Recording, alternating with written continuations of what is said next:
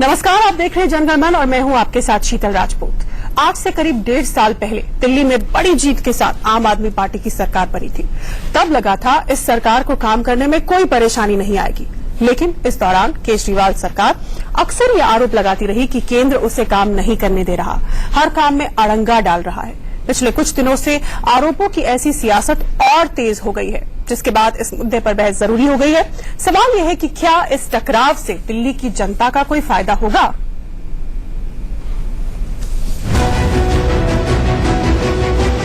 प्रधानमंत्री जी से ये कहने जा रहे हैं कि सर आपको हमसे दुश्मनी है ना, आप हमें गिरफ्तार कर लीजिए लेकिन दिल्ली के काम मत रोकिए। दिल्ली में जिस तरह की सियासत हो रही है उससे हर दिन केंद्र और दिल्ली सरकार के बीच तनातनी बढ़ती जा रही है।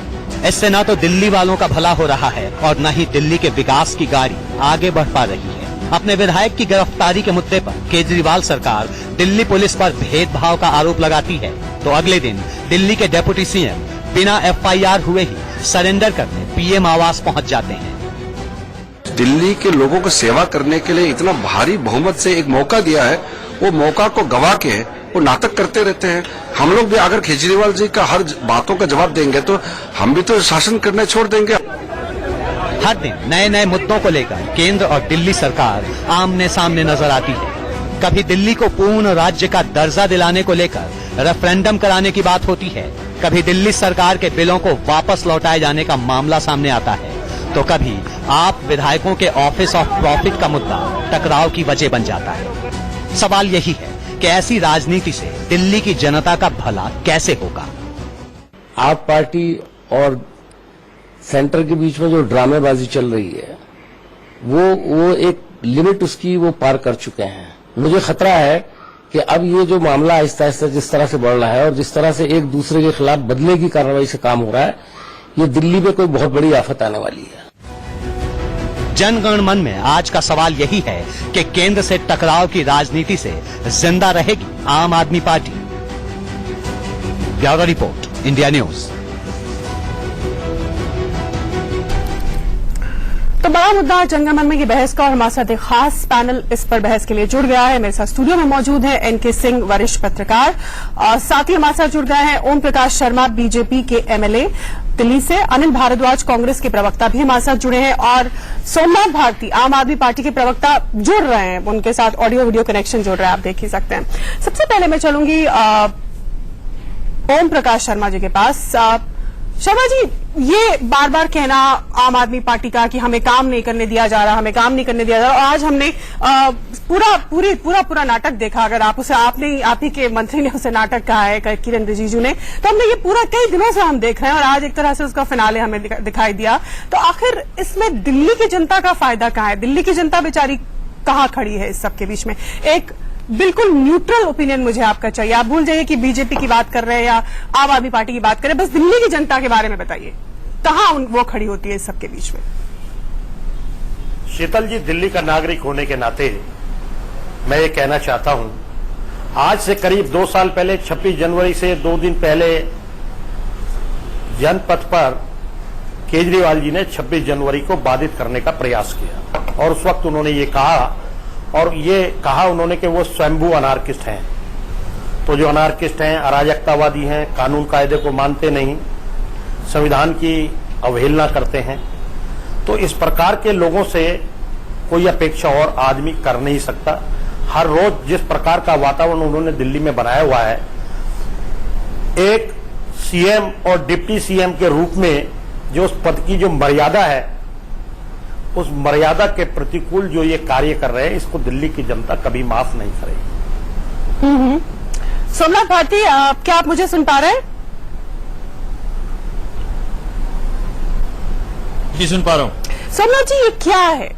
कभी आप मार्च करते हैं, आपकी पार्टी 7 RCR का, अगर कोई कार्रवाई हो रही है कानून लॉ एंड ऑर्डर के तहत हो रही है, तो मतलब उसमें आप अपने 51-52 विधायकों को लेकर मार्च कर रहे हैं, नित नए तरीके से आप इस तरह से प्रोटेस्ट करते हैं, जिसे लेकर एक बड़ा सा क्वेश्चन मार्क जरूर खड़ा हो जाता है कि दिल्ली की जनता आखिर कहां खड़ी है इस सबके बीच में, और केंद्र सरकार कहती है कि ये सब रोजाना का ड्रामा है, नौटंकी है।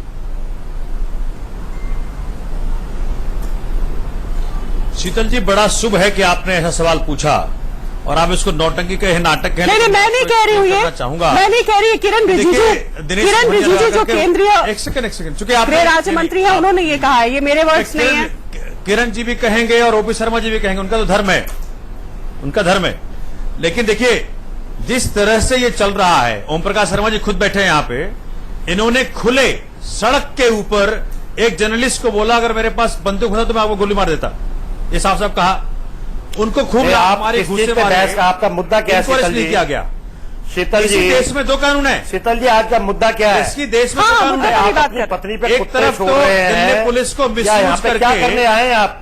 दिल्ली को टीवी मिसयूज चैनल करके पे जो बैठे, इसका मुद्दा क्या है ये तो क्लियर करें पहले। देखिए, मैंने आपको छेड़ा नहीं था, मैं शीतल जी, आपको छेड़ा नहीं था। प्लीज सुन लीजिए, थोड़ी सी पेशेंस रखिए, मैं ये कहना थोड़ी चाह सी रहा हूँ शांति रखिए, बताएं, सुन लीजिए उनको, सुन लीजिए, उसके बाद टिप्पणी करिएगा। सुन लीजिए, आप बोल चुके हैं, सुन लीजिए, उसके बाद टिप्पणी करिएगा। और मैं यहाँ ये साफ कर दूं कि कोई किसी पर निजी किसी तरह का आरोप, लांछन या कोई निजी बयान ना दे। यहाँ पर आप मुद्दे पर बात कीजिए। शीतल जी, मुद्दा क्या है इसका? मैंने कह दिया उनसे कि मुद्दे पे बात ही करेंगे, अब आप उन्हें बोलने दीजिए प्लीज। शीतल जी, हाँ, जिस तरह से जून 2015 से उन्होंने स्टार्ट किया, करीब करीब हर महीने एक विधायक को पकड़ लेते हैं, करीब करीब हर महीने एक विधायक को पकड़ के जेल डाल देते हैं। ये क्या कर रहे हैं? ये कि हर मतलब इनको मौके चाहिए, किस तरह से इन्होंने काम करना है। एक तरफ तो विधायकों को जेल में डाल करके ये बताना चाह रहे हैं कि जी इनके विधायक करप्ट हैं, इनके विधायक भ्रष्टाचारी, इनके विधायक क्रिमिनल हैं, और दूसरे तरफ जो दिल्ली वासियों को काम है, हमारे 23 बिल जो सेंट्रल गवर्नमेंट को भेजा था वहां पेंडिंग है। जो दिल्ली वासियों को काम है उनमें से 4 बिल तो हमारे एजुकेशन के ऊपर है, 1 बिल हमारा लेबर वेजेस के ऊपर है, 1 बिल हमारा जो जर्नलिस्ट के लो वेजेस उसके ऊपर है। तो मुझे लगता है कि इस वक्त मोदी सरकार इतनी घबराई हुई है कि ना तो ये हमें काम करने देना चाहती, ना हमारे विधायकों को ये कंफर्टेबल से अपने क्षेत्र में काम करने देना चाहती है। तो चाहती क्या है ये जिस तरह से अनारकी फैला रखी चारों तरफ। और दूसरी बड़ी बात शीतल जी, देश में दो कानून कैसे हो सकता है? एक तरफ भाजपा के विधायक खुले रूप में पीटते हैं, उनको पुलिस पकड़ती नहीं, दूसरे तरफ अच्छा वो बकायदा वीडियो एविडेंस था, दूसरे दिनेश मोहनिया जहां कोई वीडियो एविडेंस नहीं, जहां कुछ नहीं, पहले बेलेबल ऑफ सेक्शंस में एफआईआर दर्ज करते हैं, उसके बाद नॉन बेलेबल बाद में लगाते हैं और उनका रिस्क करके जेल भेज देते हैं। मुझे लगता है कि ये इतनी बड़ी अनाकी मोदी सरकार कर रही है, जो दिल्ली पुलिस को मिसयूज करके आम आदमी पार्टी के विधायकों को जेल भेजना चाहते हैं। उसी के जवाब में हम सारे के सारे वहां पहुंच गए। ठीक है, एक ही बार अरेस्ट कर लो। आपने अनाकी शब्द का इस्तेमाल किया और अनिल भारद्वाज मुस्कुरा रहे थे। अंदर इतने सारे क्राइम्स हो रहे हैं। आपने कहा कि केंद्र मोदी सरकार अनारकी कर रही है, लेकिन इस शब्द पर वो मुस्कुरा उठे क्योंकि अनारकी का कई बार आरोप विरोधी आप पर भी लगाते हैं। अनिल भारद्वाज जी। शीतल जी, ये दो सरकारों के अहम का टकराव है, और ऐसा केजरीवाल जी की सरकार और मोदी जी के सरकार के जो अहम का टकराव है, उसमें दिल्ली की जनता का जनहित और जन कल्याण कहीं दूर छूट गया है। दिल्ली की जनता इनके रोज रोज के आरोप प्रत्यारोपों के बीच सिर्फ ये देख पा रही है कि काम कहीं नहीं हो रहा है और एक दूसरे के लिए जिम्मेदारी ठहराई जा रही है, लेकिन काम और विकास के लिए जो जिम्मेदारी चुनी हुई सरकारों की बनती है, उसके लिए जवाबदेही किसी की नहीं है। इनको अच्छी तरह मालूम है कि ये कह रहे हैं, अभी श्री सोमनाथ भारती जी का मैं सुन रहा था, वो कह रहे हैं कि हमारे विधायकों को रोज रोज अटका दिया जाता है, रोज रोज जेल भेज। अरे, हमारी सरकार थी उस समय, श्री वाजपेयी जी की भी सरकार केंद्र में थी, लेकिन जब आप गलत काम नहीं करेंगे, जब आप विधि अनुसार काम करेंगे, जब आप विधि विधान संविधान का आदर करेंगे, तो कैसे आपको कोई जेल भेज सकता है? आपके 67 विधायकों में जो भ्रष्टाचार रहित शासन प्रशासन की बात करके आप दिल्ली की सत्ता में आए थे, 67 में से 38 विधायकों पे केस या आरोप हैं और संजीदगी के आरोप हैं और उन पर अलग अलग क्षेत्रों में कार्रवाई चल रही है। क्या ऐसे लोगों के लिए दिल्ली की जनता काम की उम्मीद रखती थी? दिल्ली की जनता एक स्वच्छ राजनीति की बात जब आपने की, श्री केजरीवाल जी ने की, तो उन्होंने आपको बहुत बड़ा जनमत दिया, बहुत बड़ा मैंडेट दिया, बहुत बड़ा भरोसा दिया, लेकिन पिछले 15-16 महीने में ये भरोसा चूर चूर हो गया है। दिल्ली का जन कल्याण कहीं दूर छूट गया है, दिल्ली की जनता को कोई बात ही नहीं कर रहा है, वो इन दोनों के टकराव के बीच फंस गई है, पिस रही है वो जनता। अगर आप जनता के बीच जाएंगे, ये बात करते हैं कि एक तरफ इंग्लैंड में रेफरेंडम हो रहा है, हम रेफरेंडम, अरे आपके ऑफिस ऑफ प्रॉफिट में 21 विधायक फंसे हुए हैं। आप चुनाव में जब आएंगे आपको पता लग जाएगा कि जनता बहुत जागरूक है, बहुत जिम्मेदार है और वो आपके कृत्य को ध्यान से देख रही है। ठीक है, तो सोमनाथ जी उन्होंने कहा, टकराव में दिल्ली की जनता पिस रही है। अब एनके जी के पास फिर मैं आऊंगी, जवाब ले लेती हूँ सोमनाथ भारती से। सोमनाथ जी उन्होंने कहा कि अगर विधि विधान से आप काम करेंगे, proper rules and regulations through proper channel आप काम करेंगे, तो क्यों आपके विधायकों के खिलाफ कार्रवाई होगी? ऑफिस ऑफ प्रॉफिट के मामले का भी उन्होंने उदाहरण दिया इसी। देखिए शीतल जी, अनिल जी जो कह रहे थे उससे मैं सहमत हूं। कांग्रेस और भाजपा में एक अंडरस्टैंडिंग है, एक उनके अंदर इस तरह का व्यवहार है कि भाई आपस में एक दूसरे के प्रति कुछ नहीं करना। हमारे भ्रष्ट तुम्हारे शासनकाल में सुरक्षित रहें, तुम्हारे भ्रष्ट हमारे शासनकाल में सुरक्षित रहेंगे। कभी आप उनकी बी टीम हो जाते हैं, कभी वो आपकी बी टीम हो जाते हैं, कभी बीजेपी। विधि विधान जिसको जो सूट करता है तो हालात के हिसाब से वो उसकी बी टीम हो जाता है। सुन तो लीजिए जी शीतल जी, हाँ। शीतल जी देखिए, जब भी धर्म युद्ध होगा तो कुछ ना कुछ तो होगा। ये धर्म युद्ध है हमारे लिए भाई। एक तरफ भाजपा और कांग्रेस जैसी भ्रष्ट पार्टियां हैं और एक तरफ हम हैं जो कि चाहते हैं कि जनता का काम करे। देखिए जनता का काम के लिए हमने 23 बिल बना के भेजे मोदी सरकार के पास, उनमें से एक पास नहीं कर रहे वो, उनमें से एक वो क्लियर नहीं कर रहे। भाई अगर प्राइवेट कॉलेजेस, प्राइवेट इंस्टीट्यूशंस के ऊपर हम लगाम लगाना चाहते हैं तो क्यों नहीं अलाउ कर रहे आप? आपको क्या मजबूरी है? अगर हम चाहते हैं कि लेबर को उसका पूर्ण वेजेस मिले तो आप उसमें क्यों लगाम लगाना चाहते हैं? कारण क्या है कि ये इतने तरह से विचलित हैं कि इनको काम करने नहीं दो, दिल्ली का काम नहीं हो, दिल्ली के काम के में रोड़े अटकाओ, जिससे कि दिल्ली के जनता का मुसीबत बढ़े। ठीक है सिंह साहब, इनका ये कहना है कि साजिश पर साजिश हो रही है जब से ये सत्ता में आए हैं। शीतल जी, मैं 1 मिनट कहना चाहता हूँ। आऊंगी आपके पास अनिल जी, एनके जी को सुनिए। जो कांग्रेस जब खड़ी होती है, कांग्रेस के प्रवक्ता खड़े होते हैं तो इन दोनों को ब्रैकेट कर देते हैं कि आप और भाजपा मिली हुई है। बिल्कुल। आप जब खड़ी होती है तो कहते थे कांग्रेस और बीजेपी मिली हुई है, और बीजेपी जब खड़ी होती है तो इन दोनों को ब्रैकेट कर देती है। जनता कंफ्यूज है। कुल मिला के ये हुआ है कि अगर आप देश के प्रधानमंत्री को साइकोपैथ कहेंगे तो कहीं ना कहीं ह्यूमन बीइंग है, मानव लोग हैं, तो उनका स्वभाव है वो रिटेलिएट करेंगे। एक तो ये पक्ष है। दूसरा ये है कि इसका दूसरा पहलू ये है कि आपने कल जिस विधायक पे जो चार्जेस लगाए, पहले बेलेबल ऑफेंस था, बहुत सिंपल सा वो घटना था, उस पे आपने जो चार्जेस लगाए वो वाकई बहुत सख्त है, ऐसा कभी होता नहीं है। तो कहीं ना कहीं विंडिक्टिवनेस है, इसमें कोई दो राय नहीं। बीजेपी की गवर्नमेंट के पास पुलिस है और पुलिस ने जो चार्जेस लगाए हैं प्रेस कॉन्फ्रेंस से उठा के खींच के ले गई है, इसकी जरूरत नहीं थी। तो ये दोनों बातें सही हैं, लिहाजा दोनों में कोई दबने को नहीं तैयार है। अब हम कॉन्स्टिट्यूशनल पोजीशन बता दें। ये बात सही है, जिस नरेंद्र मोदी को आज देश के 18 करोड़ लोगों ने वोट दिया है उसको आप साइकोपैथ नहीं कह सकते। लेकिन दूसरा पक्ष यह है कि जिस दिल्ली की जनता ने आपको 56% वोट दिए हैं, अब तो आप भी गलत नहीं होंगे, लेकिन कॉन्स्टिट्यूशनल पोजीशन बड़ी प्रिकेरियस है। वो ये है कि आपको कभी भी स्टेट का दर्जा नहीं दिया गया है। आर्टिकल 1A में आप नहीं है, आर्टिकल 1.3 में है जिसमें आप यूनियन टेरिटरी के रूप में होते हैं। और दूसरा ये है कि आपको मुमानियत है, आपको साफ मना किया गया है। आपके पास 65 लिस्ट है, स्टेट लिस्ट जो होता है जिसमें कि आपको काम करने की आजादी होती है, 65 उसमें चीजें होती है जिसमें आप काम कर सकते हैं। सिर्फ 3 मना किया गया है, एंट्री 1, एंट्री 2 और एंट्री 18, जिसमें कि पब्लिक ऑर्डर है, पुलिस है और लैंड है। इन्हीं तीनों में मना किया गया है। आपके पास हेल्थ है, एजुकेशन है, आप इसमें वो क्यों नहीं कर रहे हैं? और वही जरूरत है ज्यादा काम की, वो एरिया डायरेक्ट पब्लिक को दिखाई देता और आप उसमें बहुत कुछ कर सकते हैं, कर भी रहे हैं शायद। लेकिन मुझे नहीं लगता है कि जिस तरह आप हर तीसरे दिन कोई लड़ाई ठान देते हैं, उससे अगर आप कर भी रहे होंगे तो आप कहीं ना कहीं आपका मैसेज नेगेटिव जा रहा है।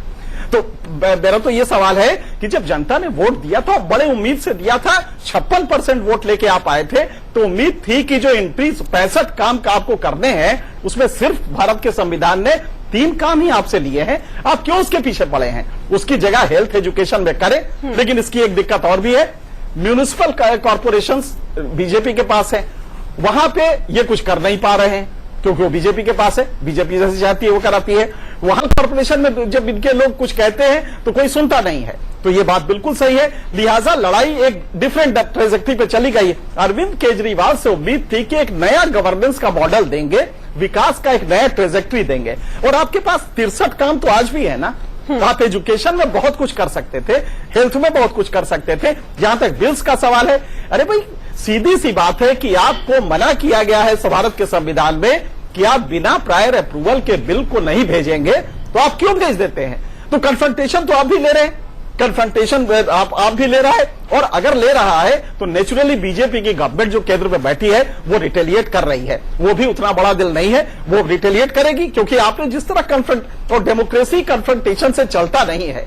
मुझे लगता है कि ये काउंटर प्रोडक्टिव हो रहा अरविंद केजरीवाल के लिए कि वो अगर इस कन्फ्रंटेशन से चाहे कि उनको पब्लिक एंडोर्समेंट मिलेगा, मुझे डाउट है कि उसमें पब्लिक एंडोर्समेंट मिलेगा। ठीक है, ओम प्रकाश जी, जैसा कि एनके जी ने कहा कि ठीक है वो लोग कन्फ्रंटेशन का रास्ता इख्तियार कर रहे हैं, लेकिन आप भी बड़ा दिल नहीं दिखा रहे।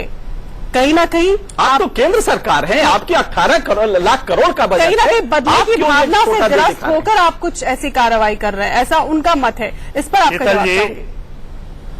शीतल जी, सबसे पहले सोमनाथ भारती जी ने जो ये सवाल उठाया कि रोजाना उनके एमएलए को पकड़ा जा रहा है, उसके बारे में मुझे केवल एक बात कहनी है। मैं केवल 2 लोगों पे कंसंट्रेट करता हूं, एक सोमनाथ भारती जी पे और मोहनिया जी पे। सोमनाथ भारती जी के खिलाफ जो रिपोर्ट है वो इनकी पत्नी ने लिखाई है, किसी दूसरे तीसरे आदमी ने नहीं लिखाई है। और बार बार वो मीडिया के सामने आके उन्होंने अपनी बात रखी, कोर्ट में जाके उनकी बात रखी और जज ने जो ठीक समझा वो किया। वही हाल दिनेश मोहन जी का है। उनके ऊपर 4 दिन के अंदर 2 एफआईआर दर्ज हुई। दोनों लोग मीडिया में हैं। एक महिला के साथ दुर्व्यवहार और जो कुछ भी करना था इन्होंने किया। दूसरे जो अपंग और वृद्ध आदमी है उसके साथ इन्होंने बदतमीजी की। तो सवाल ये है कि कानून के हिसाब से देश चलेगा या भीड़ तंत्र के हिसाब से देश चलेगा, एक बात। दूसरी बात रही बिलों की, तो बिलों के लिए संवैधानिक प्रक्रिया का आपने पालन नहीं किया। सदन में, सदन के बाहर बार बार केजरीवाल जी और आम पार्टी की सरकार को आगाह किया कि आप संवैधानिक प्रक्रिया का पालन नहीं कर रहे हैं, केवल लोगों के अंदर हल्ला गुल्ला मचाने के लिए, अखबारों में छपवाने के लिए ये काम कर रहे हैं और सदन का समय खराब कर रहे हैं। लेकिन ये नहीं माने और इन्होंने बगैर संवैधानिक प्रक्रिया को पूरा किए उन सब बिलों को हाउस में पास कराया और उसमें अपनी हठधर्मिता को आगे रखते हुए, अगर आप इस देश में और दिल्ली में संविधान के अनुसार जो कार्य होता है, आप संविधान को मानेंगे नहीं, संविधान का उल्लंघन करेंगे, कायदे कानून की आप पालना नहीं करेंगे, सुबह से शाम तक संवैधानिक पदों पर बैठे हुए लोगों के बारे में बदतमीजी करेंगे, तो ये कौन सा गवर्नेंस का तरीका है? मैं तो नहीं समझ पा रहा हूं। भाई मैं भी एमएलए हूं, ये किसने किसको अधिकार दिया है कि किसी महिला के आप चांटा मार देंगे, किसी बुजुर्ग आदमी को आप पीट देंगे, पुलिस इसमें इंक्वायरी करेगी, जज साहब ने उनको 3 दिन के लिए भेज दिया। इसके अंदर बीजेपी, मोदी जी, हम लोग कहां से आ गए? इसका मतलब यह है कि अगर आप किसी आदमी को गोली भी मार देंगे तो पुलिस अपना काम नहीं करेगी। तो इसी प्रकार 1/3 इनके लोग हैं जिनके ऊपर गंभीर अपराध है, और ये कुछ अपराध तो ऐसे हैं कि सरकार बनने से पहले के हैं।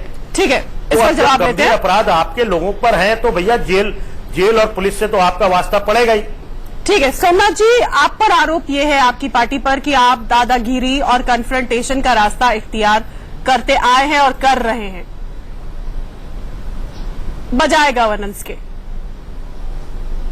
शीतल जी, जो ओम प्रकाश शर्मा भी बोल रहे थे, मैं कोर्ट का ऑब्जर्वेशन बताता हूं। जो कोर्ट ने क्या कहा मेरे वाले केस में, कहा कि serious allegations made by the complainant in the complaint are not in consonance with her recorded conversation with applicant.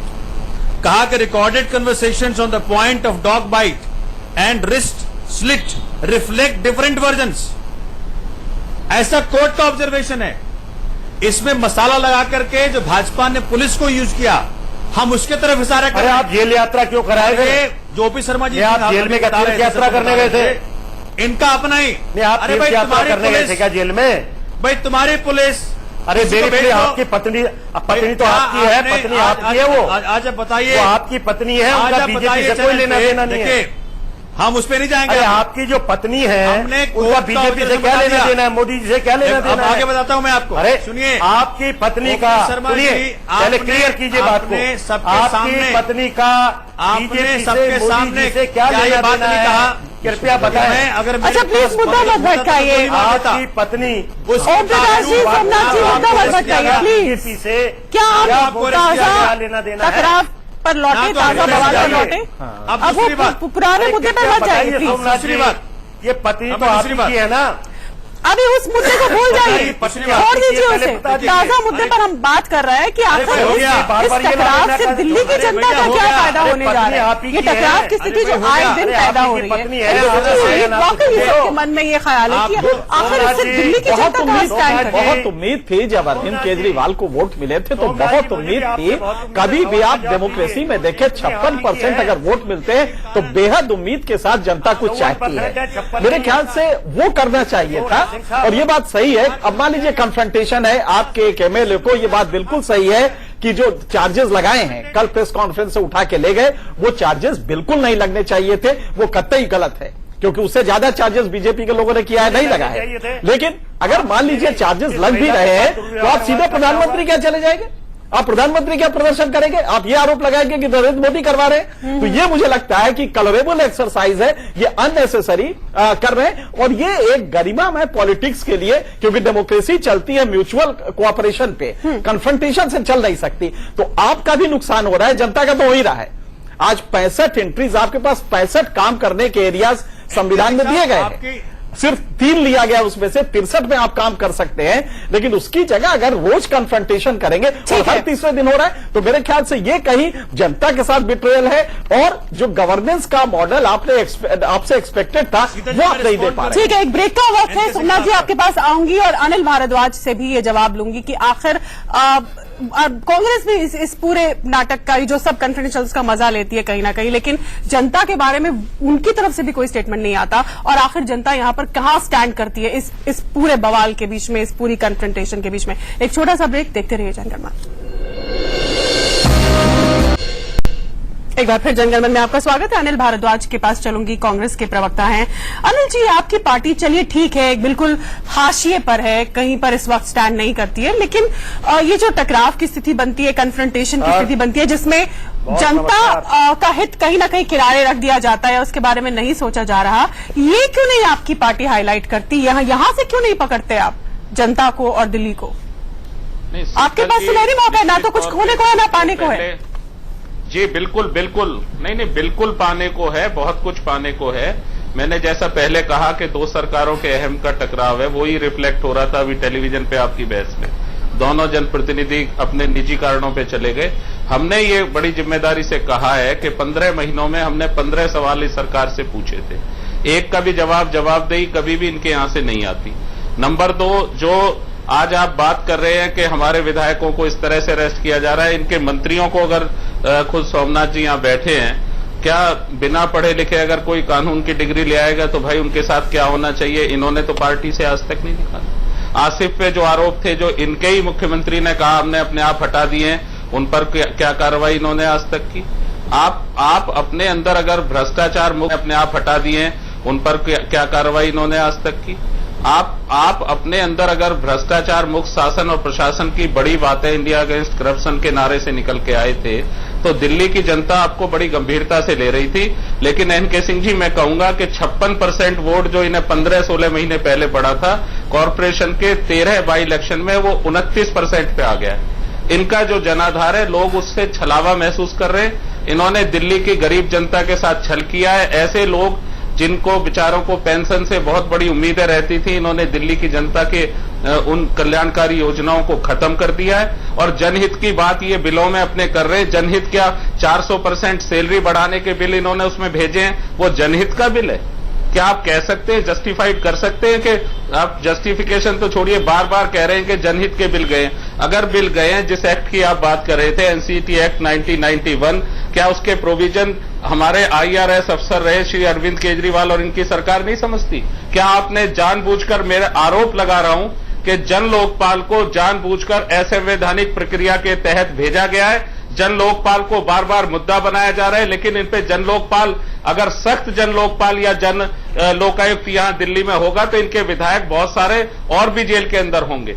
इस तरह के एक्ट करने वाली पार्टी अपना चेहरा जनता के बीच, प्रेस में, मीडिया में कुछ और रखती है। उन्होंने जिस तरह से गैर जिम्मेदाराना तरीके से ये बिल आधे अधूरे भेजे या दिल्ली की विधानसभा से पास करके, आपकी तय प्रक्रिया नहीं है, आप जानते नहीं है तय प्रक्रिया को। आपने दिल्ली की, चलिए इसका जवाब ले लेते हैं सोमनाथ भारती से, और इसी के साथ जोड़ना चाहूंगी वो पॉइंट भी जो एनके सिंह ने उठाया कि 63 ऐसे क्षेत्र हैं जिनमें आपकी सरकार आजाद है, आपके हाथ खुले हुए हैं, आप उन क्षेत्रों में काम कर सकते हैं, जनहित का काम, लैंड, पब्लिक ऑर्डर और लॉ एंड ऑर्डर को छोड़कर बाकी हेल्थ है, एजुकेशन है, तमाम तरह के ऐसे क्षेत्र हैं जिनमें आप रिफॉर्म ला सकते हैं, कुछ कर सकते हैं। इन क्षेत्रों में आपने क्या किया और क्यों, अगर नहीं किया तो क्यों नहीं किया अभी तक, 1.5 साल होने को है? शीतल जी, जितने के जितने बिल हमने भेजे हैं, जितने के जितने बिल हमने भेजे हैं, इसीलिए मैं इस पॉइंट पे आ रहा था, बड़ा अच्छा किया उठा लिया कि जितने बिल हमने भेजे हैं उनमें से कोई भी बिल लॉ एंड ऑर्डर पे नहीं है, कोई भी बिल लैंड पे नहीं है, कोई भी बिल ऐसे मुद्दों पे नहीं है जो कि अरे वो सब्जेक्ट है जो हमारे इसमें विधानसभा के सदस्यों की सैलरी बढ़ना कौन सा जनहित का बिल है? रख लिए गए, इसलिए रख लिए गए। अरे सुन तो लीजिए भाई, अब सुन लीजिए अनिल जी, देखिए वो सारे के सारे मुद्दे जिसमें कि प्राइवेट एजुकेशन माफियाओं के ऊपर लगाम लग रहा था, वो सारे के सारे मुद्दे जिसमें कि प्राइवेट हॉस्पिटल्स के मुद्दे के माफियाओं के ऊपर लगाम लग रहा था, वो सारे के सारे बिल जिसमें कि लेबर के वेजेस बढ़ रहे थे, उनको रोका जाना दिल्ली के लोगों के काम को रोके जाने के बराबर है। क्यों काम रोक रहे हैं आप? क्यों नहीं आप हमें काम करने दे रहे? मुझे लगता है कि बहुत दुर्भाग्यपूर्ण है अगर मोदी सरकार इस तरह से दिल्ली के लोगों की जो सपने जो हैं हमारे साथ, ही नहीं करना चाहते हैं, नहीं होने दे रही। और जहां तक आपकी मंशा काम करने की नहीं है, आप केवल नाटक और नौटंकी कर रहे हैं। एक सेकंड होल्ड करिए, अलावा आप कुछ नहीं कर रहे हैं। अरे होल्ड तो करिए भाई, अरे आप तो बोलना बंद करो, आप तो बोलना बंद करो। सुनो एनके सिंह साहब, मुझे ये बताएं कि अगर बोलते हैं ओपी शर्मा जी खुले कभी तो देखे जिंदगी गए में सही ठीक एक बोला करो आदमी को भाई, पीटते हुए सच और एफआईआर दर्ज होकर के वो अरेस्ट नहीं हुए, और अगर दिनेश मोहनिया जिसपे कोई वीडियो एविडेंस नहीं है, जो कोई एविडेंस नहीं है, अगर उस पर अरेस्ट किया गया तो क्या ये वीडियो एविडेंस नहीं होता? क्या वो क्राइम नहीं होता? अगर इसको हम बायस अगर तो क्या माने साहब, अगर वीडियो एविडेंस ना हो तो क्राइम नहीं होता क्या? अगर पूरे वीडियो एविडेंस में, अरे अगर वीडियो एविडेंस नहीं तो क्राइम नहीं होगा? ओपी शर्मा साहब दिखे और उसके बावजूद वो अरेस्ट नहीं हुए,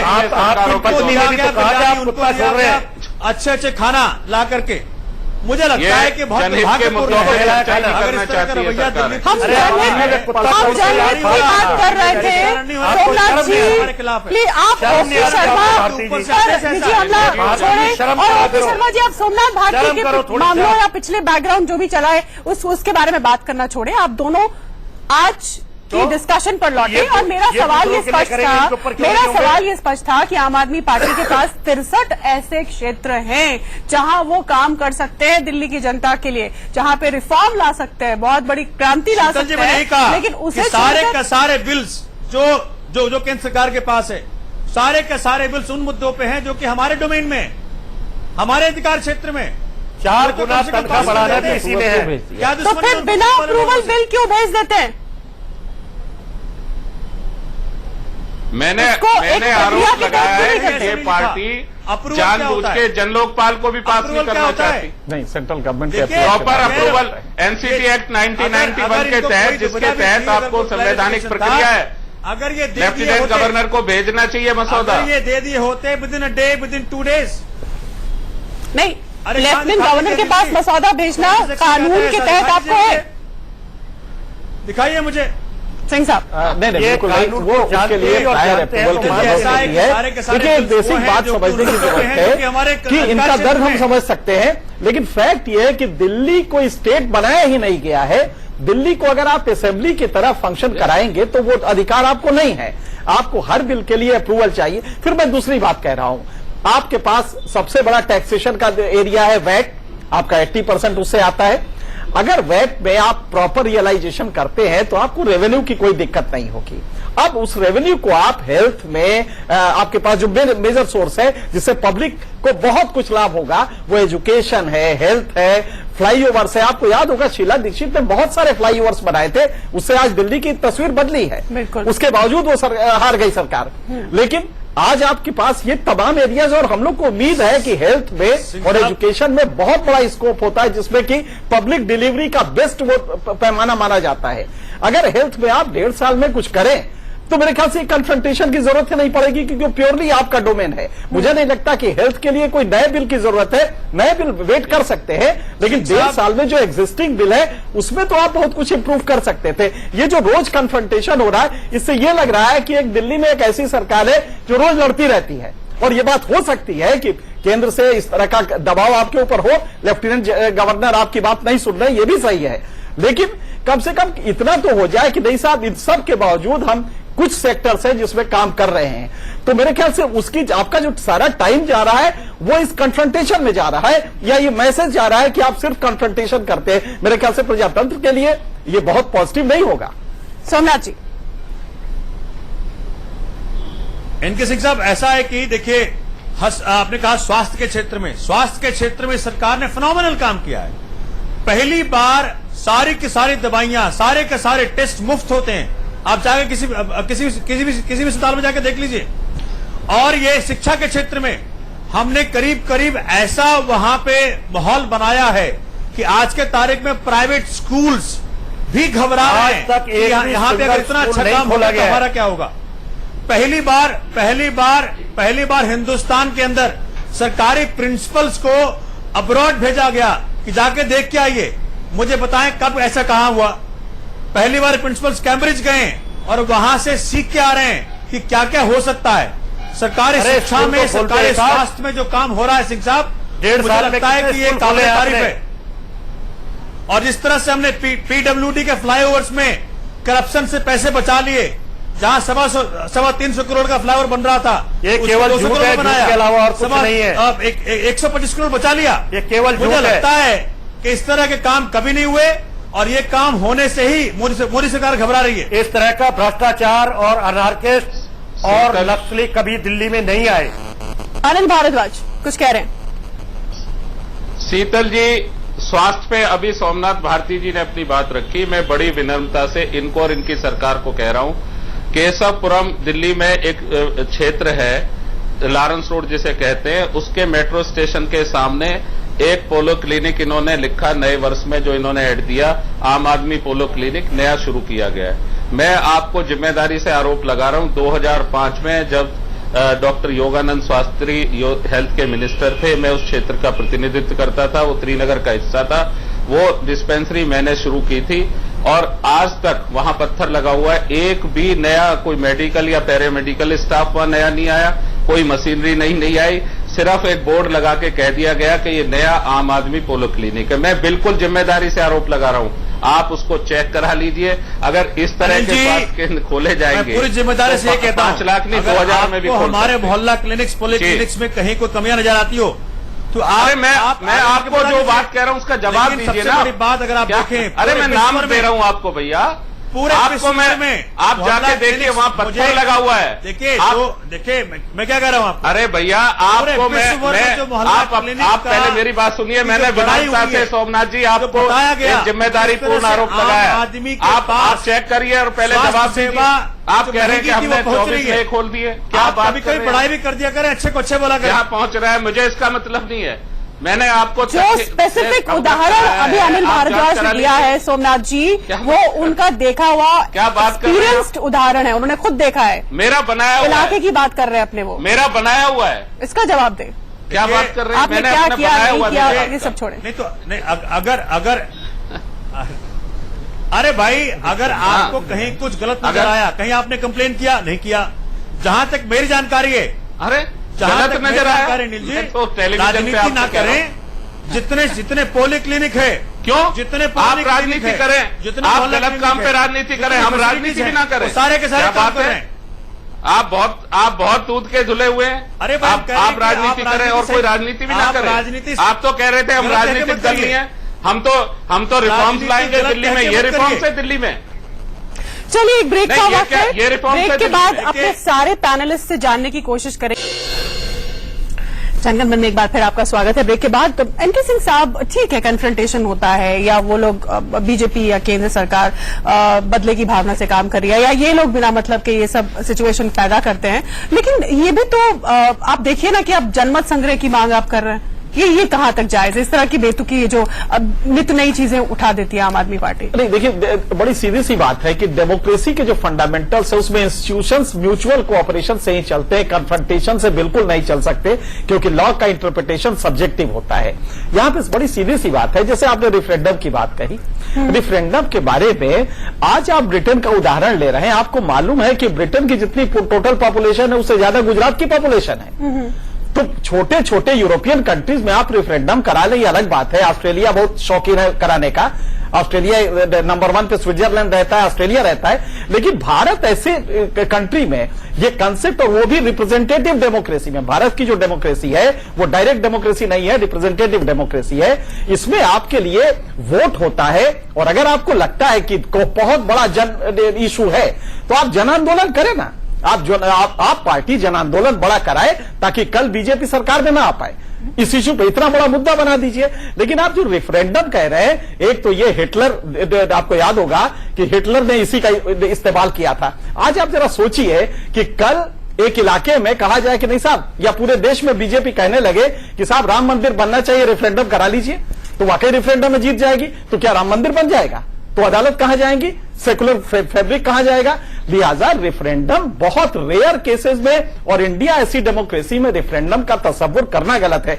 इसमें बड़ा बढ़िया जेम्स मेडिसन, जो अमेरिका की कॉन्स्टिट्यूशन के फादर माने जाते हैं, उन्होंने कहा था कि ये डिसास्ट्रस होता है रेफरेंडम का कंसेप्ट। तो ये भारत में ये सोचा भी नहीं जा सकता।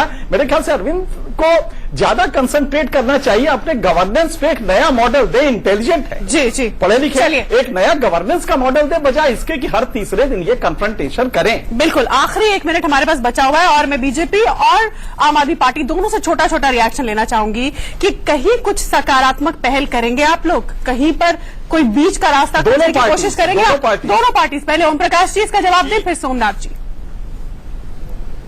देखिए 54% वोट लेकर 67 लोगों के साथ ये पार्टी आई, और लोग इनसे गवर्नेंस की उम्मीद रखते हैं।